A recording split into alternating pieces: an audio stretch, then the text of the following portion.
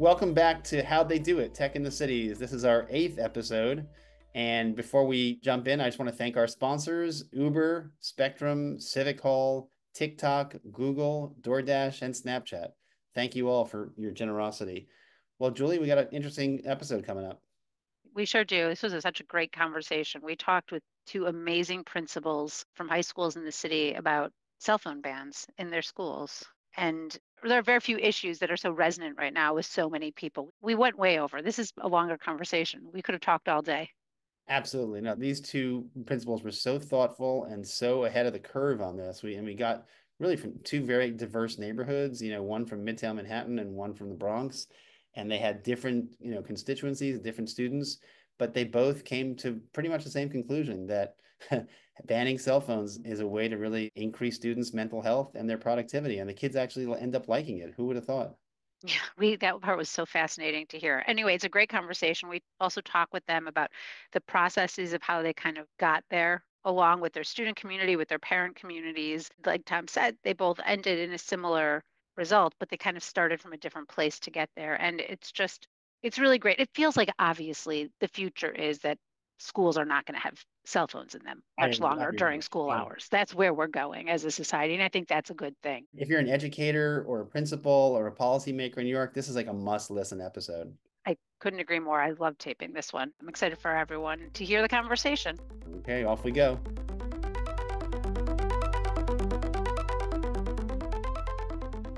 Thank you guys so much both for being here. We're really excited about this conversation. Melissa, let's start with you. Well, for both of you, I'd really love to just hear a little bit about your schools and the communities that you're building. Hi, so glad to be here. Thank you for having me.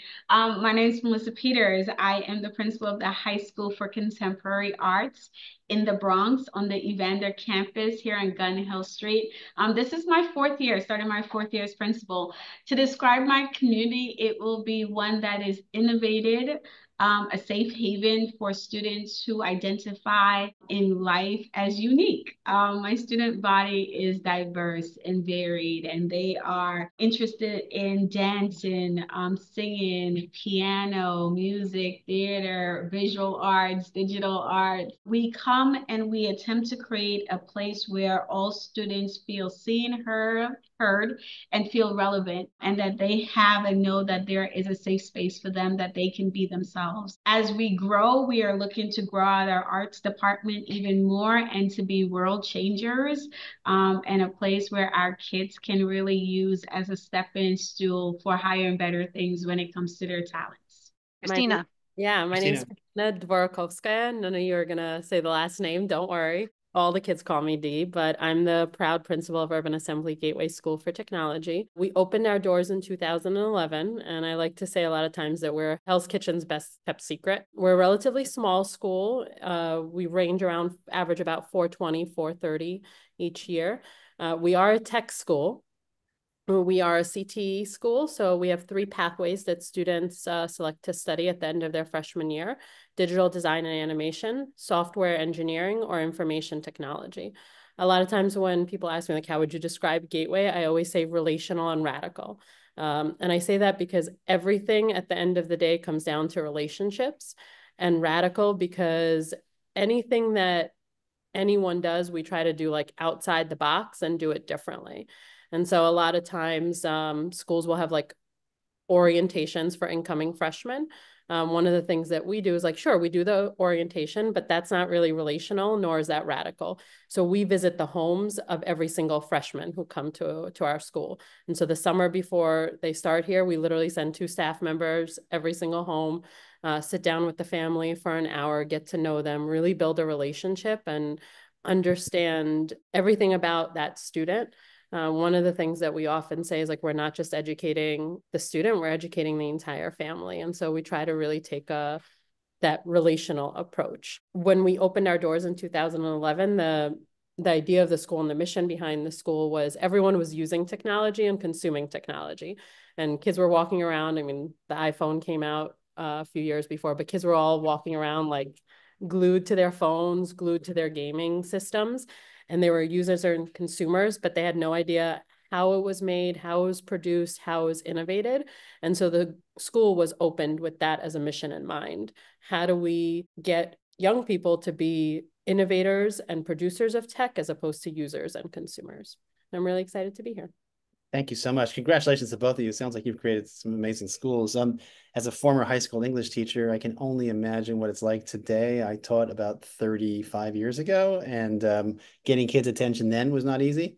So now it must be even harder. Can you tell us a little bit about your school's specific cell phone use policy? Obviously, that's been a huge topic in the news, and just curious to hear how you're handling it at your school. If you want to start first, Christina.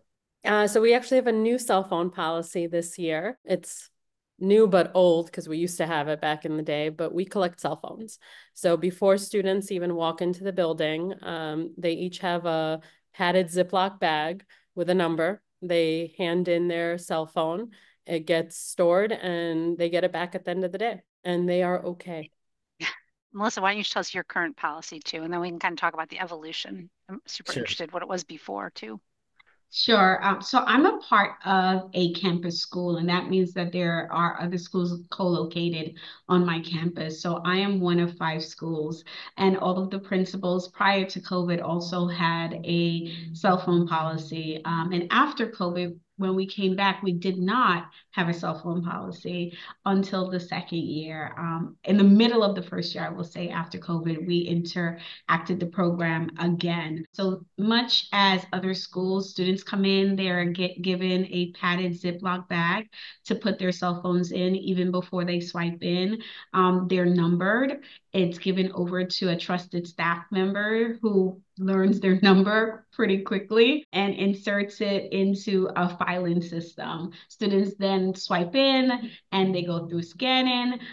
They do not have their cell phones until it's handed back at the end of the day. We have different stations set up for different grade levels, and the students go to that station to retrieve their cell phones at the end of the day. I will say that we do have exemptions. We have medical exemptions for students who have diabetes or medical care who needs their cell phone. So students who have medical exemptions received a little indicator on their ID cards that they're allowed to have their cell phones in school. It has evolved over the years into a well-oiled machine in which students are able to interact with adults in a peaceful, caring manner in handing it over and collecting it back with no real incidents throughout the process.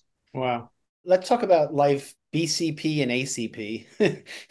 Before cell phone policy and after cell phone policy. How did things change? What were the most dramatic changes you saw? I think for us, mine was probably more recent. So back in the day when we weren't allowed to have cell phones in schools, we collected cell phones. But this was also during the time that not every kid had a cell phone. So collecting, 50% from 50% of the kids was not as time consuming and not as excessive. And so once the cell phone ban was lifted citywide, we allowed kids to have cell phones. I don't think we were prepared for how fast technology would grow, even as a tech school. And especially after COVID, as Melissa mentioned, like kids came back to school and I don't know if they knew how to be without a device. And to be quite honest, I don't think any of us knew how to be without a device. And that first transition year was very much like everyone was so accustomed to like, well, where's the worksheet online? Like, where do I click to access this? For us, the first year after COVID, the focus was really on getting kids to talk to each other instructionally. Like our focus instructionally was discussion. Once we build up discussion, we were wondering what is taking away from it? Like, why is it in classes that 80% of the kids are engaging in discussion? Why is it that this discussion went well with this group, but not in this group?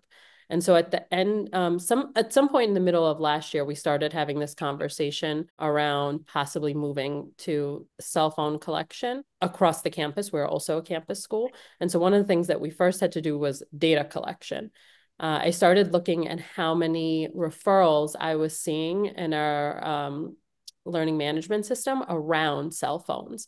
And every single period, we would have from every teacher, I would say 1 or 2.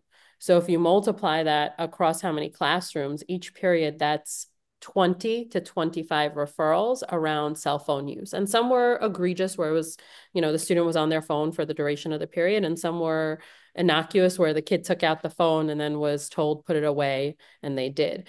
But if you think about the role of an educator in a building, if I'm getting 25 referrals as a principal and it's a 45-minute period, even if every kid, the conversation was 2 minutes, that's my whole period. That is all that I do all day, every period.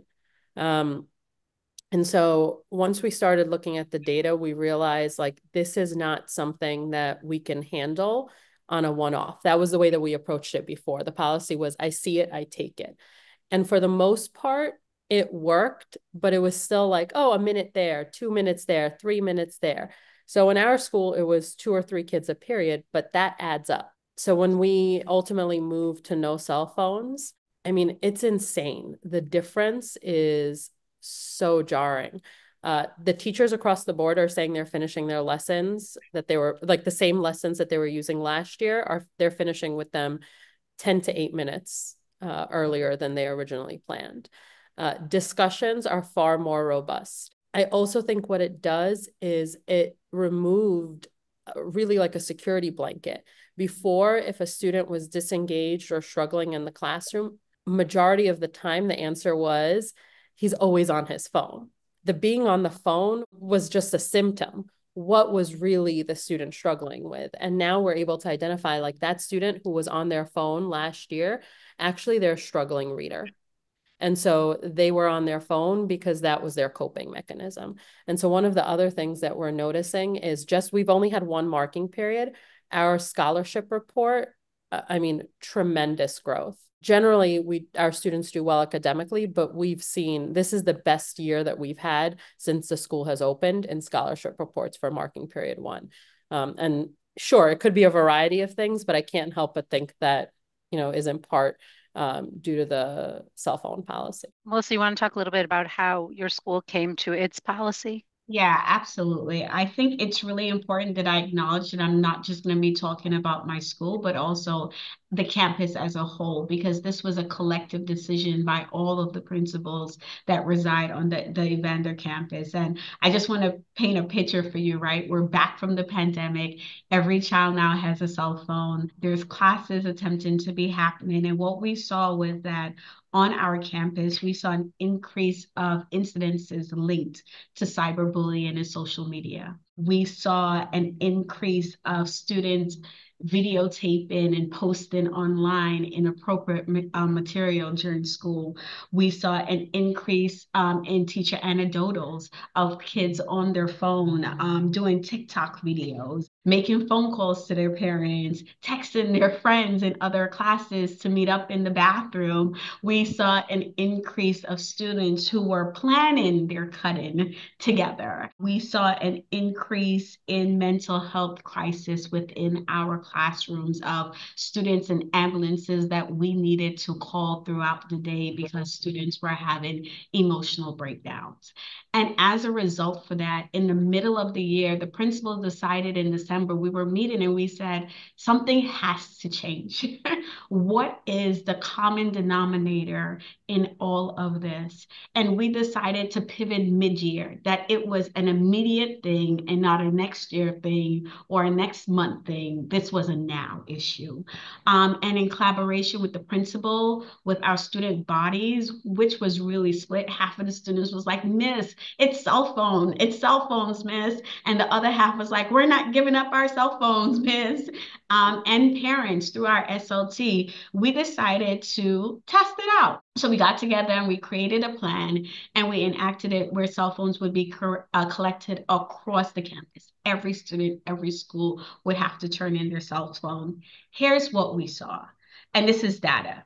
Campus-wide, we had a 20% decrease in level 4 incidences on campus within months. I'm sorry, what's level 4? Like high level bullying, fighting incidences, right? Things that, get students suspended.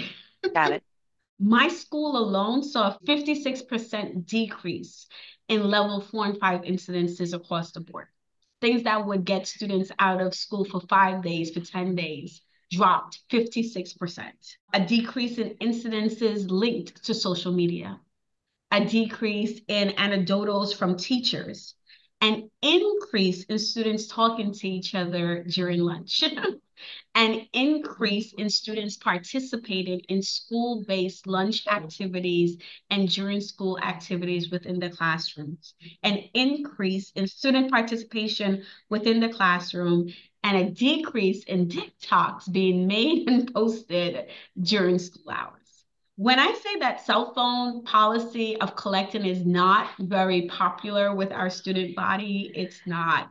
But the one things our student will tell you themselves is that they're both pros and cons. As an adult and as a parent with 2 students in New York City public schools myself, I see the cons, but I appreciate the pros. Let me ask you a question about, these questions are, I think, kind of all for both of you. I'm curious about parent involvement and engagement. I have children in school too, but mine are much younger. So I haven't really had to deal with the toughest part of a lot of these questions yet. But it seems to me that parents, in my experience, are significantly more engaged on this issue now. And as a result, we're talking about it at home a lot more as well. I think that my oldest is in 4th grade, and I think by the time he gets to high school, there's going to be a totally different kind of rules of the road, social norms around phone use. I'm wondering if you are starting to see some of those changes, the use in general of the phones and how the students understand interacting on the phones, or if that's just me being overly optimistic. To answer your more pressing question, the one that you're more interested in around teaching like social media use and cell phone use and proper technology use, that's something that's like super near and dear to my heart as a tech school, right? Because that's the whole mission, like be an innovator and a producer as opposed to a consumer. Anytime, and the best example that I can provide is anytime that a highly violent incident occurs in any school, the natural response that people have is, I need to bring something to protect myself, right? Anytime that in New York City, something happens violent on a subway, the natural response that people have is like, I need to carry something to protect myself. And when anything like that happens, you need to have a drastic reset, right? And I think, unfortunately, where technology has grown so rapidly recently, that we haven't been able to, as a society, to provide the proper education. And I also think that the gap in technology use between like parents and their children is much larger than it's ever been historically, right? When I was going to high school, like, sure, my mom didn't grow up with like a color TV and a phone, but I also wasn't in high school, like phones were a luxury, right? A few had them, not everyone. And so the gap wasn't as large. I think the gap now is a lot larger. And so I don't know if parents have the knowledge and the capacity to educate their children on proper use in every single way. One of the things that this is allowing us to do is, I can't teach kids, like you can't build a bridge and drive over it at the same time, right? And so I can't teach kids how to use the electronic devices properly, appropriately, and address their mental health and all that is out there while they're actively on it all the time. And so one of the things that we're realizing is like, hey, now that we've had this pause and the kids aren't glued to this all day, now I can start doing the learning. I also think that they have to experience it. They haven't experienced being without their phone as high schoolers. This is their first experience. We're kind of in an interesting dynamic from what Melissa shared. Our kids love not having their phones. And so they across the board were like, oh my God, I've become a lot more social. I've made a lot more friends. I didn't realize how interesting classes were. And they're actually, because we have devices in every room, right? Like we have laptops in every classroom, we have several computer labs. They're also realizing some of the wonderful benefits and power of technology. And they're learning how to use it because they're not being distracted by it simultaneously. And it's almost like training wheels, right? Where we're giving them the training wheels in the classroom because they don't have their cell phones. And then eventually the hope is we can take them off and they can go out into their post-secondary life with those skills. I'm intrigued by the fact that they do have laptops and desktops in classes. Like, do students try to goof around on that, or make TikTok videos using those? They haven't. I think part of it is, they can't access every site, but our social media account is super active. We make tons of social media posts and reels and stories. And our kids have become more engaged in posting on our social media because, again, it's like those training wheels. And so now it's not just post whatever.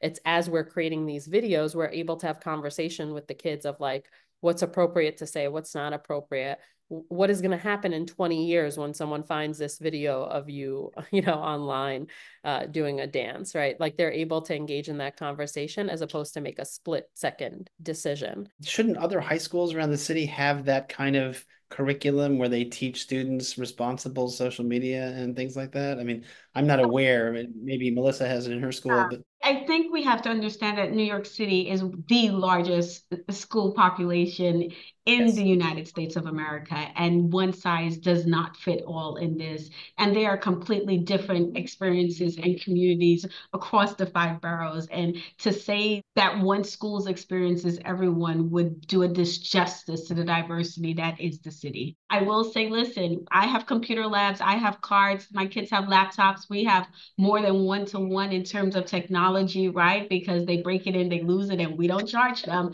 They get another one. And my kids are still finding brilliant and creative ways to make TikToks, to talk to their friends online. We are still addressing all of the social issues that we would, right? But it's not on the level as personal cell phones in which we have no control over. So we have to acknowledge that it does not stop, right? It's not like it's non-existence. What we're saying is that when we are able to control and when we have the ability not to allow certain apps or to decrease your time and access to certain materials, right? When we have access to say, not now, maybe next period, it then enables us to control and provide a better quality educational experience for our kids than they would have with their cell phones in their hand, tweeting away, right? Instagramming away all the 8 hours that they have in this building. What are some of the apps that you've banned in the classroom? Well, we don't. I can't answer that completely because Central does have a list of things that limit access. Central, meaning the Department of Education of New York City, limits certain access to apps. So it depends on if you go on. I know for me personally, kids are not allowed to go on YouTube. Kids are not allowed to go on Instagram, right? Those are just a few things. But the full extent of it, you would definitely have to reach out to Central because I'm unable to answer that. That is way above my pay grade as an educator, as a principal. But I do want to go back, if I may, if you don't mind, right? There are certain things that I do want to touch on that I think it's important to offer a diversity of opinions and views. And the first is that I'll speak as a parent and not as a principal. Right now, I have a 7th grader, sorry. She just turned 12. Yesterday was her birthday. I'm old. And Happy birthday to your her. daughter, yes. And I will say, when I was in middle school and high school, because I'm old, there was no cell phones. There was none. So I didn't have the experiences that she had. As a mom who is vigilant, who is very much a part of her daughter's everyday life, I love the fact that her middle school collects cell phones, right? I wish I didn't have to give her a cell phone because I do it for safety. Can we acknowledge that, right? That parents are giving cell phone to their kids because of safety issues. If you have to travel home and back to school on your own, it's important that I contact you and can track you. But at the same time, my daughter is not on social media, but the chats and the conversations and the bullying and the meanness and reading her text messages, and I'm just like, and she's expected to navigate these things at 12 in the 7th grade when I, as an adult, struggle with some of the issues that come up. And that's with her cell phone being collected, with her not being on social media. So my kids are not all for, yay, no cell phone. They are very much like, Miss, can we talk about this, please? But when we have those conversations of the pros and the cons of how they're doing in school, of what distracts them, of the things that may hinder them socially, it becomes a real conversation of an understanding of, I understand why we can't have it. I want it, but I see the benefits of not having it 24/7 in my hand every day, Miss. And I get it. And I may not like it. I may not like you for taking it, but I get it. Um, with our parents, I would say that our parents are really supportive in doing anything that we can to keep our community safe. And hands down, one of the safest things we did was collect cell phones from high school students during the day. And our parents have rallied, and there's been no pushback, no, they'll ask a question as to what is your policy, but they've been very much on board and supportive of the community because of the work we're attempting to do within our community. I was really glad you brought up group chats. I think so much of this conversation has centered on social media platforms, but I think anyone who has kids knows that those group chats are Vicious. They're a thing. Yeah, they're a thing. I guess so much, again, the political debate has really centered on this one piece, which is a big piece, but it is much more nuanced, a much bigger conversation. And I was glad to hear you say that. And I'd love to hear kind of you both react to that. I think there's all of these different avenues on the phones that these kids kind of use for good and for bad, like any platform, obviously. It's complicated, and it's complicated because you can't put the genie back in the bottle. These kids they're gonna go home, and then they're gonna graduate, and then they're gonna go to school, get a job, do whatever they're gonna do. And Tom, I think you got at this with an earlier question, but it's really, I feel very strongly about this. It is incumbent upon us to put these kids out in the world with, with skills to live in the world with the technology that exists. So I don't know, there's a question maybe in there somewhere, but kind of just hoping you two can react to how you there's a real tension there and how you think about that. Your kids are the age, your students, I should say, are the age when they're like becoming adults. They're going out in the world. I think it's hard because you mentioned it, like once the genie's out, you can't put it back. The response, and it's so easy, right? It takes one extra step for me to like approach somebody and have a conversation. And before I get to that person and have the conversation, I'm doing some thinking in my head. But to pick up a phone and send a text, it takes no time. There's no nuance of like body language and facial expressions and all the other things that go into strong communication. I think one of the things that this has afforded our community, and I totally agree with Melissa, like every community is different. But I think one of the things that it has afforded our community is the ability to pause and to have that conversation. Now I notice that when students want to address conflict, and conflict's normal, conflict is healthy, especially if you have the skills to navigate it. Historically, what our kids would do is try to handle the conflict themselves. And it was easy to handle the conflicts yourself because it was a reaction. You're upset about something, I send a text message, right? I'm angry about something, I post.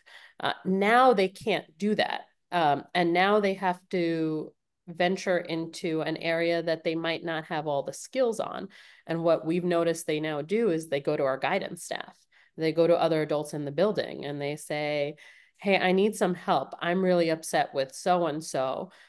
We've seen an increase in students requesting mediations.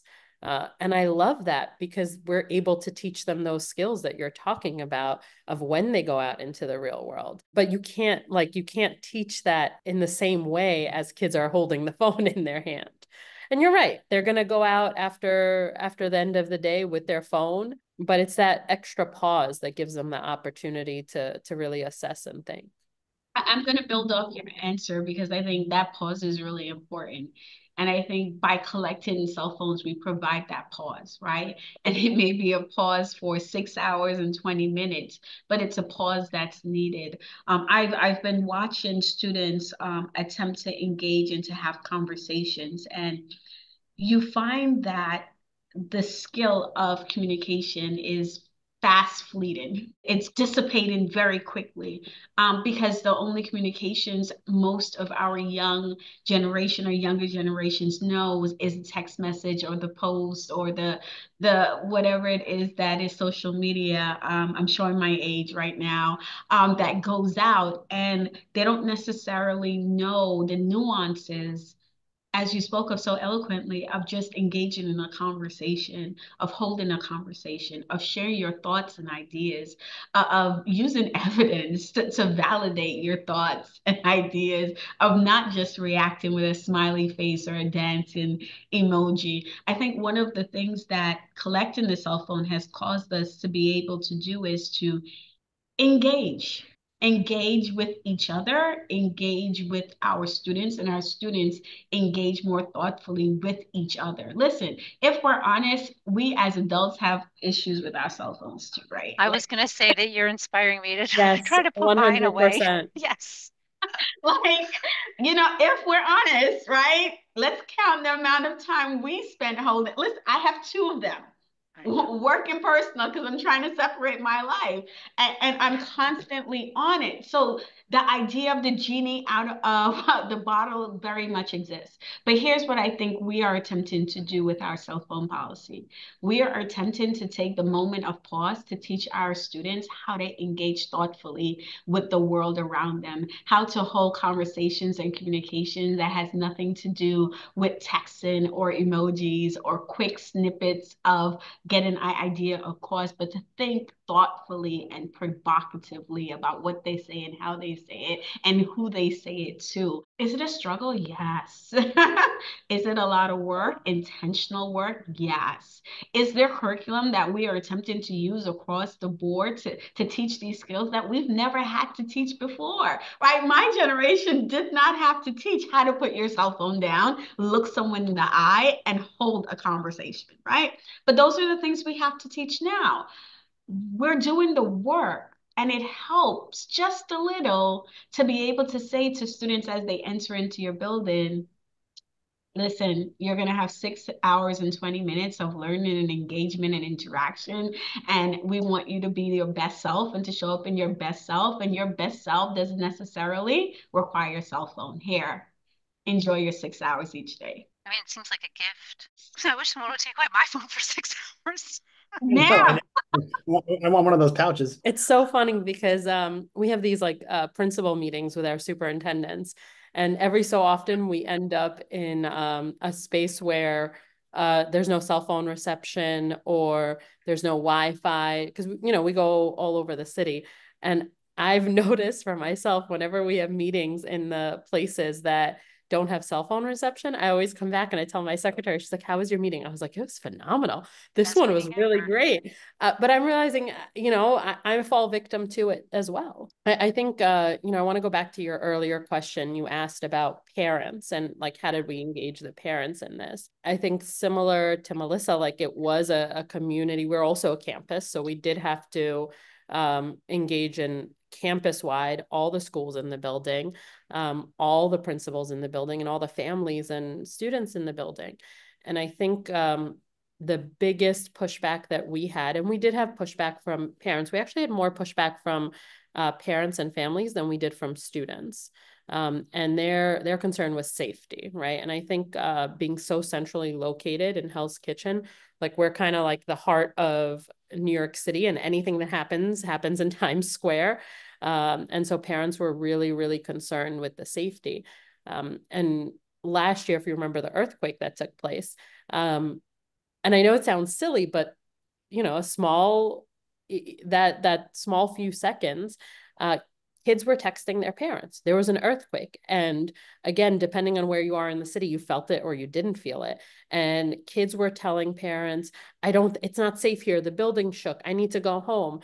And now the phones are going off the hook. And, one of the things that I reminded my parents of is, in the event of an emergency, I don't want my parents directing where to go next. And as a parent myself with 2 kids, I would do that exact thing. My kids would be in school and I would literally call them and do the same thing all of my parents are doing of my students, because that's human nature. This is your most valuable thing in your life, your kid. How could you not tell them what to do in order to be safe? But the reality is, when I put my principal hat on, I know that the person who knows the most about safety is actually the person in the building with the kids. And that moment where there was just chaos of like kids coming into the office, my mom said to go home, my mom said to go outside. And it's like, there's no pause in that thought either of like, well, wait a second, if there's an earthquake and things are shaking, I don't want to be out on the streets of New York City with the scaffolding everywhere. I don't want you on the train underground. Like, actually, where you are is the safest place to be. And I think like sharing that anecdotal with our families and saying like, hey, in the event of an emergency, I will get your kids the phone. And it takes me 8 minutes to distribute them. But I don't want you directing what happens next. I want to direct it because I'm here.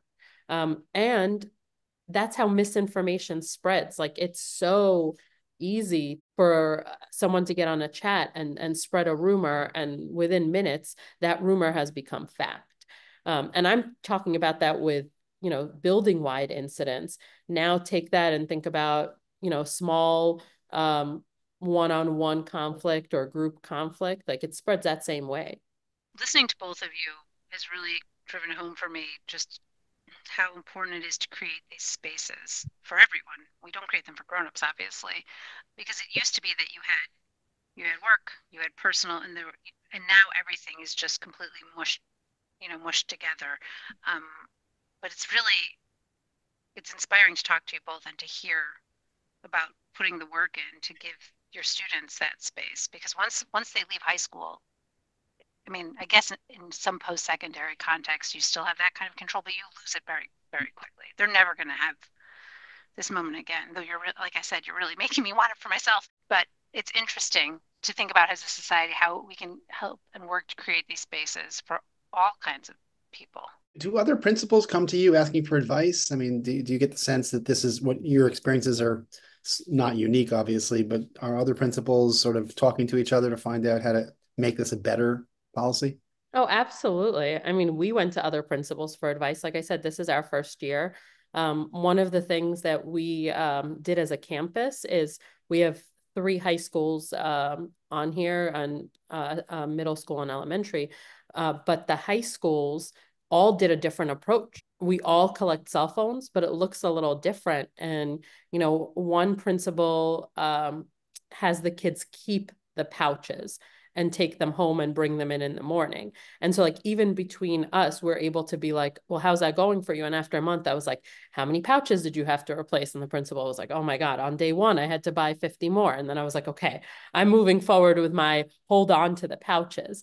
But really the collaboration and the sharing of ideas and the feedback is how we're able to create a really well-oiled machine, as Melissa said it.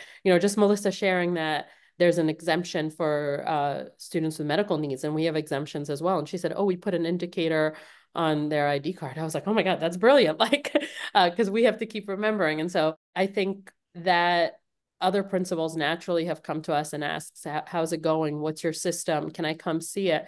But we did the same thing. Like, we did that last year because there were several schools who were already doing it. And we went there and looked at different systems. Some use those magnetic pouches. Some use Ziploc bags. I saw a school that literally put Post-it notes with a rubber band around cell phones. Like, everyone has a different system. We saw schools that do something similar to what Melissa shared, which is they have stations where they distribute phones.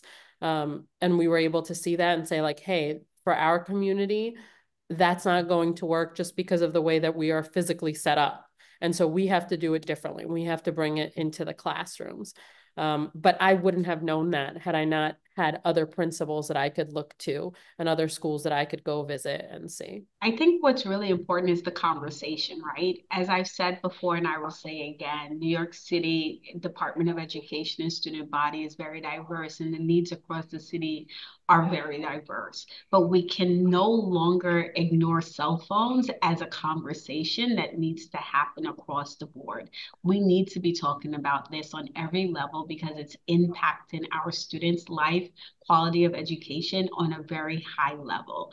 One of the things that's really important is not just principals speaking to each other about best practices, and how best to collect or whether not to collect, but the parent voice is so important, right? It's so key to this conversation. And parents have concerns that need to be addressed. And as a parent to another parent, the one thing I would say is the pros outweigh the cons. And anything I can think of reason as to not collect cell phones, when I think about the benefits that my own children receive, that my school children receive, it all outweighs it. And at the end of the day, the conversation is worth having. Yeah, and I think before we weren't even having the conversation, right? Because everyone had their phone. And so disagreement is not bad. I think that's where all these great ideas come from. When we first started engaging in the conversation around collecting cell phones, like as I mentioned, there was pushback from some of the families. Some staff were on board, some were not. My assistant principal and I were on totally polar opposite sides of the equation. She did not think we should collect them, and I thought we should. But for families and for our students and for our community to see that, like, this is not a one size fits all. It's not going to be a unanimous decision where 100% of the community is going to agree. And so for them to be able to see that, hey, the two leaders of this community don't necessarily feel the same way, and see us navigate that conflict and see us discuss and talk about the pros and the cons, that was really valuable for the community to see as well. But we never had the conversation before, right? Before, it was just like, oh, well, this is a thing. They have cell phones. Like, this is how we live now. And I really value collecting the cell phones because it gave us the opportunity to have the conversation, and for our parents to start having the conversation as well. Because I don't know if our parents were necessarily having the conversation as deeply as they are now because the cell phones have started being collected. I know you guys are a very small sample, but based on what I'm hearing, it sounds like there should be a universal policy of banning cell phones in schools. Do you predict that's going to happen in the next couple of years? Is that where this country is heading?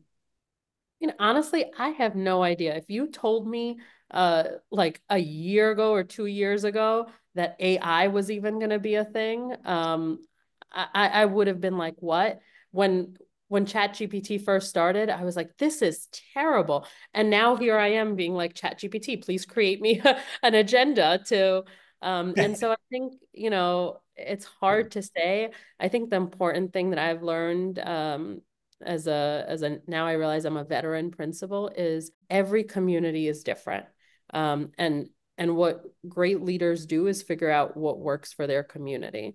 And New York City has some really great leaders, and I trust that principals in their individual communities are engaging in dialogue and having conversations and making decisions that work for their community. This is what works for our community. It's hard for me to say what'll work for any other community. Something about this that really resonates with me is that we see this with all kinds of new technologies. They move very quickly, as you were saying. Oh my God, so fast. I mean, it's crazy. Yeah, they move so quickly. And I worry sometimes that when we spend a lot of time on the policy side of the house, writing laws, passing laws, all of which are very important, but this stuff's moving so fast, and it's so important that we have an ongoing conversation, that we're checking in, that we're seeing what's working and what's not working. And I think phone usage, I think AI, which you just brought up, Christina, like these are things that are continue to transform before our eyes. And what works this year might not be what works next year, might not be what works the year after that. And so I feel really lucky to have thoughtful principals like you both in the New York City public schools and in the school system in general, teaching our next generation. I feel lucky that we're having these nuanced conversations, because this is, we are still in the first inning of this. Maybe the second inning. I don't know. We're still early in the game. I'm interested in seeing the research, right? I think that research is coming out about the benefits of students not having cell phones. And while I don't speak for the chancellor, I'm not going to predict whether it's going to be banned or not. All I could say is that I see firsthand the benefits of students not having their cell phones for 6 hours and 20 minutes in my building so that they can engage in authentic learning experiences on a day-to-day basis.